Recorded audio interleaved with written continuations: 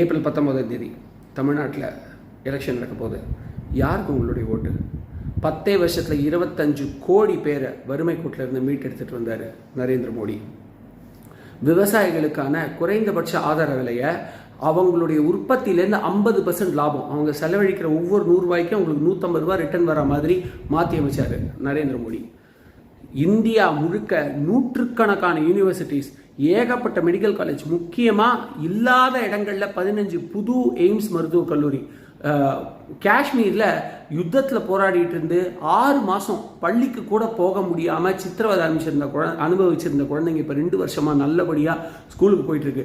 அங்கே லட்சக்கணக்கான டூரிஸ்ட்டுகள் வரவுனால அங்கே இருக்கிற மக்கள் வாழ்வாதாரம் கிடச்சி இஸ்லாமியர்கள்லேருந்து எல்லாருமே மனசார மோடியை வாழ்த்திக்கிட்டு இருக்காங்க.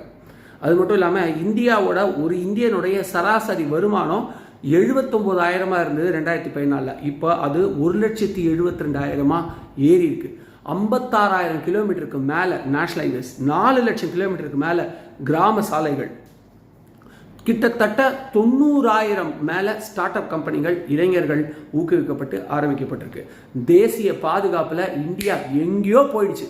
அது மட்டும் இல்லாமல் முதலாக சுதேசி வேக்சின், அதுவும் கோவிட் காலத்தில் கண்டுபிடிச்சு இந்தியர்களுக்கு இலவசமாக போட்டது மட்டும் இல்லாமல் வேற நாட்டுக்கும் கொடுத்து நம்ம நாட்டோட பெருமையை வேற லெவலுக்கு கொண்டு போயிட்டாரு. இவ்வளவு முன்னேற்றத்தை கொடுத்துருக்காரு நரேந்திர மோடி அவர்கள். இவங்களுக்கு ஓட்டு போட போறீங்களா? இல்லை வந்த 2 வருஷத்தில் தமிழ்நாடு ஃபுல்லாக எங்கே பார்த்தாலும் லஞ்சம், மறந்தே போன ராகிங்லேருந்து கொடுமையான அங்கங்கே நடந்துட்டு இருந்த ஜாதிவன் கொடுமை இப்போ தமிழ்நாடு ஃபுல்லாக நடக்க ஆரம்பிச்சிருக்கு. ஒரு பெண் போலீஸு கூட பாதுகாப்பு இல்லை, அந்த தப்பை செஞ்சவனை அரெஸ்ட் கூட பண்ணல. இது மட்டும் இல்லாமல் டாஸ்மார்க் மூலமாக வருமானம் வருஷத்துக்கு வருஷம் பெருகிக்கிட்டே இருக்குன்னா இப்போ வருஷத்துக்கு வருஷம் குடிகாரங்க ஏறிக்கிட்டே இருக்காங்கன்னு அர்த்தம். இது போதாதுன்னு கஞ்சா கடத்தலில் கூட இன்வால்வ் ஆகணும்னு சொல்லிட்டு கஞ்சா பல வருஷமாக கடத்திட்டு இருக்கிற ஒருத்தனுக்கு முக்கியமான பதவி கொடுத்து திமுக வச்சிருந்தது. இதில் 2.0 கஞ்சா ஒழிப்பெல்லாம் நடத்தினப்ப இவரை மட்டும் கண்டுபிடிக்க முடியலையா? இதை நம்ம நம்பணுமா? இப்படிப்பட்ட கட்சிக்கு நீங்கள் ஓட்டு போட போறீங்களா?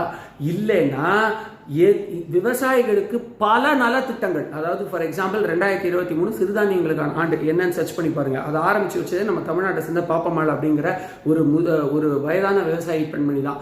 அதை பற்றிலாம் ஒரு மேடையில் கூட பேசாமல் சும்மாவே விவசாயிகளுக்கு குரல் கொடுக்கறதா பொய் சொல்லிக்கிட்டு கச்சத்தீவை ஒரே ஆளாக மீட்டுருவேன், ஜிஎஸ்டி என்கிட்ட வாங்கிடுவேன்னு அர்த்தம் இல்லாமல் உளறிட்டு இருக்கிற சீமானுக்கு வாக்களிக்க போறீங்களா? இல்லை இது வரைக்கும் தன்னோட கட்சியை தனக்கு சொந்தமாக்குறதுல மட்டுமே பிஸியாக இருந்துட்டு எலெக்ஷன் டயத்தில் மட்டும் கத்திக்கிட்டு இருக்கிற எடப்பாடி பழனிசாமி அவர்களுடைய கட்சிக்கு வாக்களிக்க போறீங்களாங்கிறத கொஞ்சம் அறிவை யூஸ் பண்ணி கொஞ்சம் மொபைலில் டேட்டாவை தேடி அனலைஸ் பண்ணிங்கன்னா தெரியும் யாருக்கு வாக்களிச்சா உங்கள் பசங்களோட ஃபியூச்சர் நல்லா இருக்கும் அப்படின்னு சொல்லிட்டு கொஞ்சம் தான் யோசிச்சு ஆராய்ச்சி பண்ணி பாருங்களேன். அட்டம் பிடிக்கிறீங்களே.